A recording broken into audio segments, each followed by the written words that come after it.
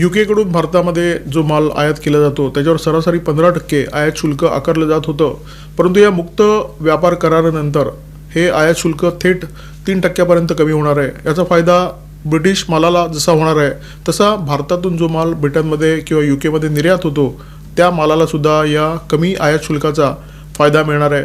यूकेकडून आयात करण्यात येणारी स्कॉच किंवा व्हिस्की हा अनेक भारतीयांसाठी जिव्हाळ्याचा विषय आहे। ही व्हिस्की किंवा स्कॉच भारतामध्ये अत्यंत महागड्या दरामध्ये उपलब्ध आहे।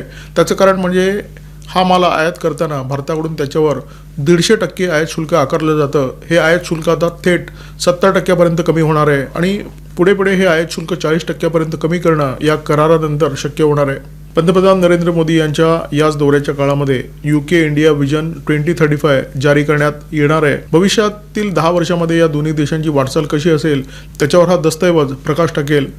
2024-25 मध्ये यूके आणि भारत या दोन्ही देशांमध्ये $23.1 अब्ज इतका व्यापार झाला होता। याच्यामध्ये भारताच्या निर्यातीचा जो वाटा आहे तो $14.5 अब्ज इतका होता, तर ब्रिटनकडून किंवा यूकेकडून आपण जी आयात करतो त्याचा जो वाटा होता तो $8.6 अब्ज इतका होता।